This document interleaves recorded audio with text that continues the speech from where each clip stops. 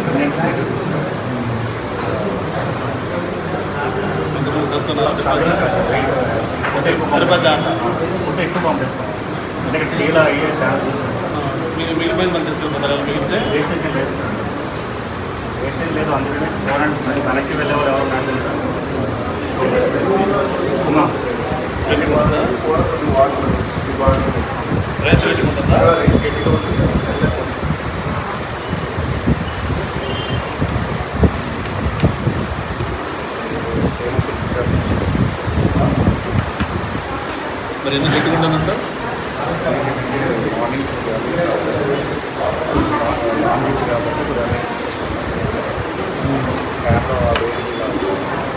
ఎన్ని గంటలకు స్టార్ట్ చేస్తారు?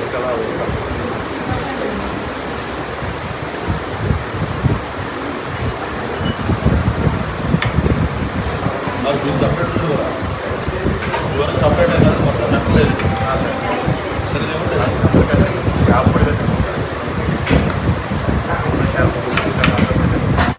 కూటమి ప్రభుత్వంలో మహిళలకు భద్రత లేకుండా పోయిందని ఎమ్మెల్సీ వరద కళ్యాణి ఆగ్రహం వ్యక్తం చేశారు. విశాఖపట్నంలోని వైఎస్ఆర్సీపీ కార్యాలయంలో మీడియాతో మాట్లాడిన ఆమె హోంమంత్రి సొంత జిల్లా భీమిలి నియోజకవర్గంలో 2 మైనర్ బాలికలపై జరిగిన అత్యాచార ఘటనలు ఆందోళన కలిగిస్తున్నాయని అన్నారు. హాస్పిటల్లో ఒక వ్యక్తి మద్యం తాగి హాస్పిటల్లో వీరాంగం సృష్టించి మహిళల మీద దాడి చేయడం జరిగింది. అలాగే కర్నూలు జిల్లాలో తీసుకుంటే కోడుమూరు మండలం ప్రాథమిక పాఠశాలలో గవర్నమెంట్ టీచరు అక్కడున్న పిల్లల మీద లైంగిక దాడికి ప్రయత్నించడం ఎంత దురదృష్టకరమైన సంఘటనలు ఈ రాష్ట్రంలో వినాల్సి వస్తుందో మనం చూస్తూ ఉన్నాము. తీసుకుంటే ఈ కూటమి ప్రభుత్వానికి ఇన్ని సంఘటనలు జరుగుతున్నా కనీసం చలనం లేదు. హోమ్ మినిస్టర్ గారు అయితే ఎప్పటిలాగే ఈ కొత్త సంఘటనలకు కూడా పిఆర్ఓతో ఒక ప్రెస్ స్టేట్మెంట్ మేము చర్యలు తీసుకుంటాము అని. ఏమి చర్యలు తీసుకున్నారు? 8 నెలలు అయింది. 8 నెలల్లో ఇన్ని క్యాబినెట్ మీటింగ్స్ జరిగాయి. దీనికోసం మహిళల రక్షణ కోసం ఎటువంటి చర్యలైనా మీరు తీసుకున్నారా? ఎటువంటి యాక్షన్ ప్లాన్ లేదా గతంలో జగన్మోహన్ రెడ్డి గారు తీసుకొచ్చిన దిశ వ్యవస్థని మీరు నిర్వీర్యం చేసేశారు. దానికి సమాంతర వ్యవస్థనో దానికి సరిపోయిన వ్యవస్థనో ఏమైనా తీసుకొచ్చారా? ఉన్న వ్యవస్థను లేకుండా చేసేసి కొత్త వ్యవస్థల్ని మహిళల రక్షణ కోసం మీరు తీసుకురాకపోవడం వలన భద్రత ఎంత ఘోరంగా ఉందో మనందరము చూస్తూ ఉన్నాం. ఇన్ని వరుస సంఘటనలు, రోజుకి 50-60 సంఘటనలు మహిళల మీద దాడులు కానీ అత్యాచారాలు కానీ హత్యలు కానీ జరుగుతున్నాయని ప్రభుత్వమే మొన్న అసెంబ్లీ సెషన్స్ లో చెప్పడం జరిగింది. అంటే గంటకు 2-3 సంఘటనలు మహిళల మీద ఇలాంటివి జరుగుతూ ఉన్నాయి. దీని అన్నిటికీ కారణం ఏంటి? మద్యం ఏరులై పారుతూ ఉంది. కూటమి ప్రభుత్వం అధికారంలోకి వచ్చాక బెల్ షాప్స్ అనేవి విచ్చలవిడిగా కనిపిస్తూ ఉన్నాయి. 50,000కు పైగా బెల్ షాప్స్ ఈ ప్రభుత్వం అధికారంలోకి వచ్చాక పెట్టడం జరిగింది. తక్షణమే బెల్ షాప్స్ తగ్గించాలి. అసలు మొన్న సంక్రాంతి జరిగింది, గతంలో ఎన్నడూ జరగనంత మద్యం అమ్మకాలు జరిగాయి. ఎందుకంటే బెల్ షాప్స్ విచ్చలవిడిగా ఉండడం వల్ల మద్యం అవైలబిలిటీ పెరిగిపోయింది. ఎనీ టైం మనీ లాగా ఎనీ టైం మద్యం అనేది ఈ ఆంధ్రప్రదేశ్ రాష్ట్రంలో ఈ కూటమి ప్రభుత్వం అధికారంలోకి వచ్చాక కనిపిస్తూ ఉంది.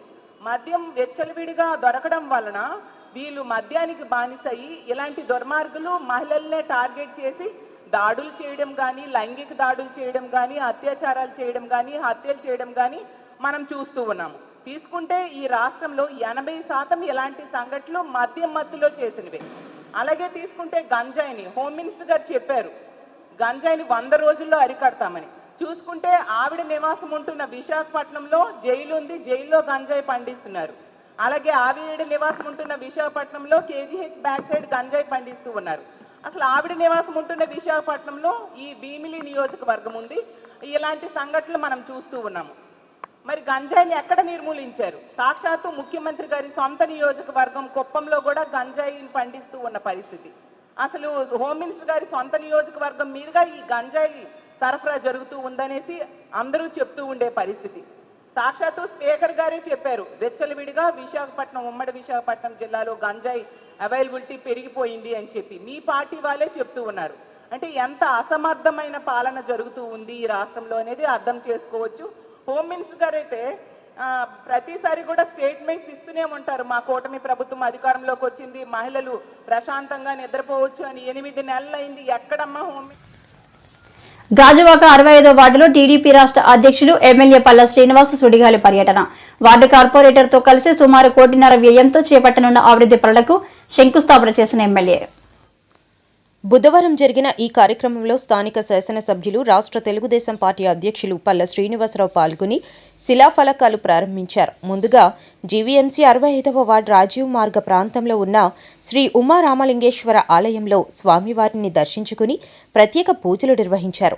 అనంతరం అక్కడ నుండి వాంబే కాలనీ ప్రాంతంలో కమ్యూనిటీ హాల్, రోడ్లు మరమ్మతుకు సుమారు 40 లక్షల రూపాయలతో అభివృద్ధి పనులకు కొబ్బరికాయ కొట్టి పనులను ప్రారంభించారు.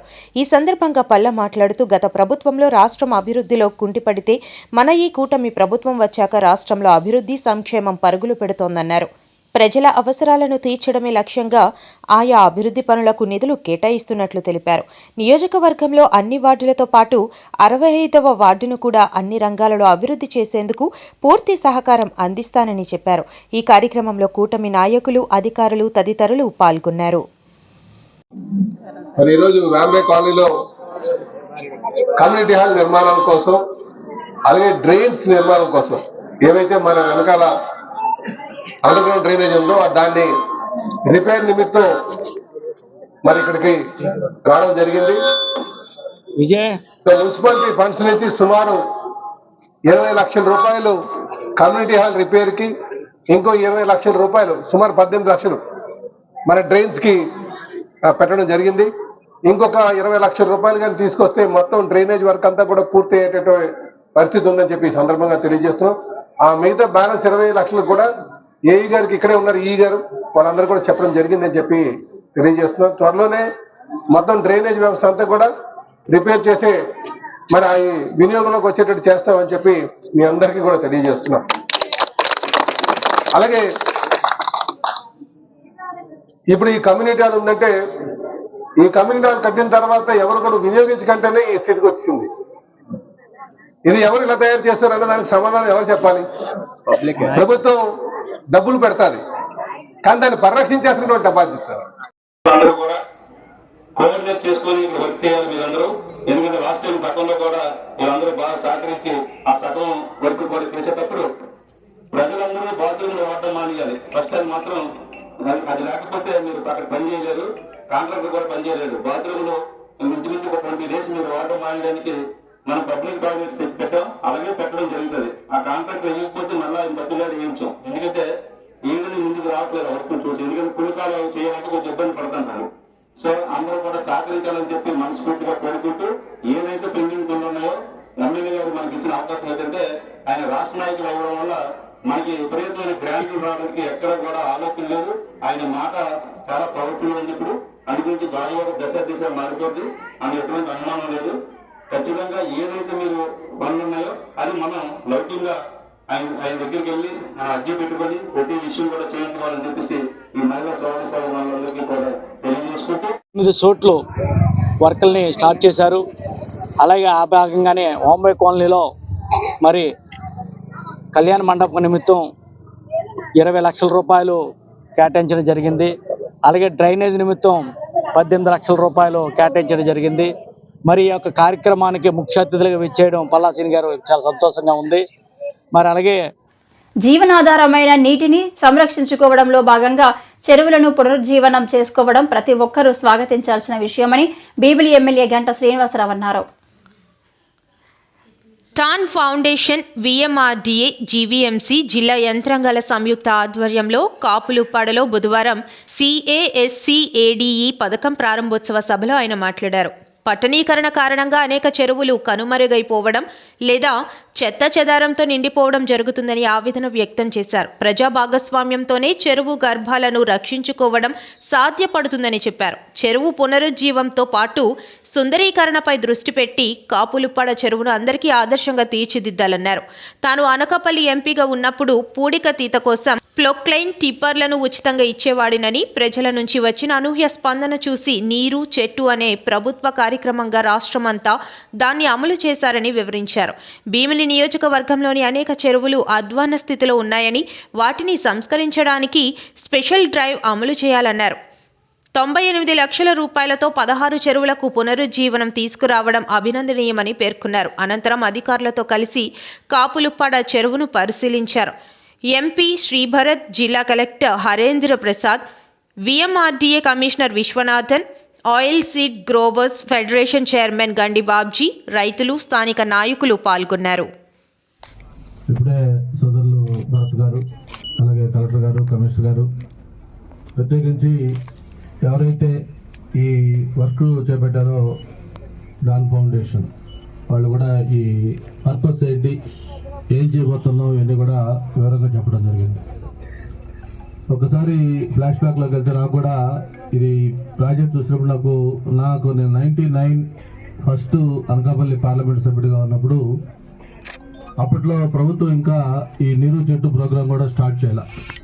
సరే, నేను కూడా బేసికల్గా ఒక రైతు కుటుంబం నుంచి వచ్చిన వ్యక్తిని కాబట్టి ఒక విలేజ్ బ్యాక్గ్రౌండ్లో ఏదైనా అనకాపల్లి పార్లమెంట్ అంటే బేసికల్గా రూరల్ బ్యాక్గ్రౌండ్, ఎక్కువ రైతాంగం ఉన్న కాన్స్టిట్యున్సీ కాబట్టి రైతులకు ఏం చేస్తే బాగుంటుందని ఆలోచించి ఆ రోజు ఓన్ ఫండ్స్ తోటి ఈ చెరువుల్లో పుడికలు తీయించడం, అలాగే కాలువలు బాగు చేయించడం, ఇవన్నీ కూడా చేస్తే బాగుంటుందని చెప్పని నాకు ఆ ఫీడ్బ్యాక్ వచ్చిన తర్వాత నేను ఓన్ మిషనరీ ఒక 2 ప్రొక్లైన్లు, ఒక 10 టిప్పర్లు పెట్టి 7 అసెంబ్లీ కాన్స్టిట్యూన్సీల్లో ఎక్కడన్నా రైతులకు కానీ, మీరు మీ ఊళ్ళో చెరువులు కానీ లేకపోతే కాలువలు కానీ లేకపోతే ఏదైనా చేసుకుంటారంటే మిషనరీ ఇస్తాను ఫ్రీగా, ఆయిల్ మీరు వేసుకోండి అని చెప్తే దానికి ట్రెమెండస్ రెస్పాన్స్ వచ్చింది. ఎంత రెస్పాన్స్ అంటే చివరికి కొన్ని ఊర్లలో రిపేర్ చేసుకోవడానికి కొన్ని డబ్బులు లేకపోతే ఆడవాళ్ళందరూ కూడా ఈ డోక్రా గ్రూపుల్లాగా తయారై వాళ్ళ ఇంట్లో ఉన్న గోల్డ్ లేకపోతే మేము మొత్తం పెట్టినా సరే మేము ఆయిల్ వేయించుకుంటాం, ఆ బండ్లకు మేము కావాల్సిన మెయింటెనెన్స్ ఇచ్చుకుంటాం అని చెప్పని అంత పెద్ద ఎత్తున ముందుకు వచ్చారు. అది అప్పుడు మనకి ఇన్ఛార్జ్ మినిస్టర్గా దేవేంద్ర గౌడ్ గారు ఉన్నారు, విశాఖపట్నం జిల్లా, అప్పుడు కంబైన్ స్టేట్లో ఉన్నాం. ఆయన ఒకసారి జిల్లా ప్రణాళిక మీటింగ్ వచ్చినప్పుడు ఆ ప్రణాళిక సమావేశంలో వైజాగ్ పార్లమెంట్ నుంచి కొంతమంది ఎమ్మెల్యేలు అప్పుడు ఎస్కోట్ నుంచి అనుకుంటా బహుశా లలిత్ కుమార్ ఎవరు వచ్చి ఆ మీటింగ్ లో మాట్లాడింది. సార్ ఇట్లా గంటా శ్రీనివాసరావు గారు అనకాపల్లి పార్లమెంట్ లో ఆయన నిధులతోటి చెరువులు తీస్తున్నారు, కాలువలు తీస్తున్నారు, మాకు కూడా ఇటువంటి కార్యక్రమం అర్బన్లో పెద్ద అవసరం ఉంటుంది కానీ మాది రూరల్ బ్యాక్గ్రౌండ్ కాన్స్టిట్యున్సీ, మాది ఒక్కటే ఉంది వైజాగ్ పార్లమెంట్ లో, దీన్ని కూడా ఏదైనా అసలు ప్రభుత్వమే టేకప్ చేస్తే బాగుంటుంది కదా అని చెప్పని సజెస్ట్ చేశారు. సజెస్ట్ చేస్తే ఆయన దేవేంద్ర గౌడ్ గారు అడిగారు ఏంటి అసలు ఈ ప్రోగ్రామ్ ఏంటి, ఎలా చేస్తున్నాం ఏంటంటే దాని మొత్తం మొడాలిటీస్ అన్ని కూడా చెప్పడం జరిగింది. చెప్పిన తర్వాత ఆయన హైదరాబాద్ వెళ్ళి ఆ రోజు ముఖ్యమంత్రి గారితో మాట్లాడిన తర్వాత లేదు చాలా మంచి ఇంపాక్ట్ వచ్చింది ప్రోగ్రామ్, నేను కూడా ఇంటెలిజెన్స్ ఫీడ్బ్యాక్ తీసుకున్నాం, మొత్తం ఇది స్టేట్ వైడ్ చేస్తే బాగుంటుంది దీన్ని ఇటువంటి ప్రోగ్రామ్ అని చెప్పని ఆ నీరు చెట్టు ప్రోగ్రామ్కి యాక్చువల్ దానికి అప్పుడు అనుకోవటం ఒక నినాదం ఆ రోజు తీసుకున్నారు. చంద్రబాబు నాయుడు గారు ఎప్పటికి వెళ్ళినా ఎక్కడికి వెళ్ళినా కూడా ఫస్ట్ ఈ వాటర్ మీ మేనేజ్మెంట్ మీద ఎక్కువ ఫోకస్ చేసి మాట్లాడేవాళ్ళు. అప్పుడు ఒక స్లోగన్ కూడా ఇచ్చేవాళ్ళం, పరిగెత్తే నీటిని నడిపించాలి, నడిచే నీటిని నిలిపేయాలి, నిలిచిన నీటిని. జిల్లా కలెక్టర్ కార్యాలయంలో ఇన్ఛార్జి మంత్రి కొల్లు రవీంద్ర మీడియా సమావేశం. మంత్రి కొల్లు రవీంద్ర వ్యాఖ్యలు. జిల్లా కలెక్టర్ కార్యాలయంలో ఇన్ఛార్జ్ మంత్రి కొల్లు రవీంద్ర మీడియా సమావేశం. మంత్రి కొల్లు రవీంద్ర వ్యాఖ్యలు. రానున్న 5 ఏళ్లలో రాష్ట్రంలో గల 26 జిల్లాల సమగ్ర అభివృద్ధి జీడీపీ వృద్ధి చేయడానికి ప్రతి జిల్లాకు మంత్రులను ప్లానింగ్ బోర్డు చైర్మన్గా నియమించడం జరిగింది. జిల్లాల తలసరి ఆదాయంలో విశాఖ నెంబర్ 1 స్థానంలో ఉంటే పక్కనే ఉన్న అనకాపల్లి జిల్లా 13వ స్థానంలో ఉంది. రానున్న 5 ఏళ్లలో అనకాపల్లి జిల్లా అన్ని రంగాల్లో అభివృద్ధి చేయడానికి అందరూ కృషి చేస్తాం. అనకాపల్లి జిల్లాలో ఉండే ఇండస్ట్రీస్, సర్వీస్, అగ్రికల్చర్ అభివృద్ధికి చర్యలు చేపడతాం. 74 ఏళ్ల వయసులో -7 డిగ్రీల చలి ప్రాంతం దావోస్కు వెళ్లి రాష్ట్రంలో పెట్టుబడులు ఆకర్షించడానికి కృషి చేస్తున్న ముఖ్యమంత్రికి అందరి తరఫున ధన్యవాదాలు తెలియజేస్తున్నాం. ఇప్పుడు ఈ 26 జిల్లాల్లో అత్యధిక తలసరి ఆదాయం వచ్చేది విశాఖపట్నం. పక్కనే ఉన్నటువంటి అనకాపల్లికి 13th ప్లేస్లో ఉంటుంది. అక్కడ ఉన్నటువంటి వనరులు ఏ రకంగా మనం అభివృద్ధి చేసి పోటీ తత్వంతో ప్రతి జిల్లాని తీసుకురావడమే కాకుండా తద్వారా ఆంధ్ర రాష్ట్రాన్ని 15% గ్రోత్తో మనం తీసుకెళ్ళగలిగితే భారతదేశంలోనే అత్యధిక పర్ క్యాపిటల్ ఇన్కమ్తో మనం జీడిపిని కూడా పెంచుకోవడానికి అవకాశం ఉంది. దానికి తగిన ప్లానింగ్ చేసుకోమని వారు ఆదేశించడం జరిగింది. అందులో భాగంగానే ఇక్కడ ఉన్నటువంటి ఇండస్ట్రియల్ సెక్టర్ కానీ, సర్వీస్ సెక్టర్ కానీ, అగ్రికల్చర్ కానీ, ఈ మూడింటిని కూడా సమగ్రంగా ఏ రకంగా ముందుకు తీసుకెళ్లాలనేది ఒక ప్రణాళిక తయారు చేసుకోవడం జరుగుతుంది. మరి మొన్న గౌరవ ప్రధానమంత్రి గారు మన ముఖ్యమంత్రి గారి కృషితో దాదాపు 2 లక్షల కోట్ల రూపాయల ఇన్వెస్ట్మెంట్స్ని అనకాపల్లిలో ప్లాన్ చేసుకోవడం జరిగింది. మరి అందులో భాగంగానే ఎన్టీపీసీకి సంబంధించినటువంటి గ్రీన్ హైడ్రోజన్ ప్రాజెక్ట్ దాదాపు 1,85,000 కోట్ల ఇన్వెస్ట్మెంట్తో గ్రీన్ ఎనర్జీ ప్రపంచంలోనే ఒక హబ్గా ఈ ప్రాంతాన్ని డెవలప్ చేయాలనే ఆలోచన చేస్తూ ఉన్నారు. మరి అదేవిధంగా బల్క్ డ్రగ్ పార్కు కూడా మొన్న ప్రధానమంత్రి గారు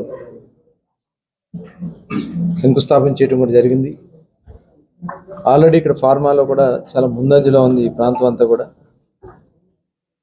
అలాగే ఈరోజు గౌరవ ముఖ్యమంత్రి గారు దాదాపు -7 డిగ్రీలు చలిలో 74 సంవత్సరాల వయసులో ఆంధ్ర రాష్ట్రం కోసం పరితపిస్తూ ఇవాళ పెట్టుబడులను ఆకర్షించడానికి, మనకున్నటువంటి వనరుల్ని సద్వినియోగం చేసుకోవడానికి వారు చేస్తున్నటువంటి కృషిలో భాగంగానే ఇవాళ ఆర్సీఆర్ మిట్టల్ దాదాపు 17.8 మిలియన్ టన్స్ స్టీల్ ప్లాంట్ని ఇక్కడ ఏర్పాటు చేయడానికి ఈరోజే ఎంఓయూ చేసుకోవడం జరిగింది. ఐరన్ ఓర్ పైప్ లైన్ ద్వారా మరి ఎక్కడా కూడా పొల్యూషన్కి తావ లేకుండా మరి అది కూడా తీసుకురావడం అనేది చాలా గొప్ప విషయం. ఈ సందర్భంగా ముఖ్యమంత్రి గారికి ప్రత్యేకంగా ఆంధ్ర రాష్ట్ర ప్రజల తరపున ధన్యవాదాలు తెలియజేస్తా ఉన్నాం. అట్లాగే పోలవరం నుంచి మనం గ్రావిటీ ద్వారా లెఫ్ట్ కెనాల్ నుంచి రేపు జూన్ నాటికి అనకాపల్లికి వాటర్ రావడానికి అన్ని కార్యక్రమాలు జరుగుతున్నాయి. భవిష్యత్తులో దాన్ని ఎండ్ వరకు కూడా తీసుకెళ్ళడానికి ప్లానింగ్ చేసుకోవడం జరుగుతుంది. అదేవిధంగా మనకి ముఖ్యంగా ఈ ఎన్ఆర్జీఎస్ వర్క్స్లో పిఆర్ వర్క్స్ కింద 151 కోట్లు దాదాపు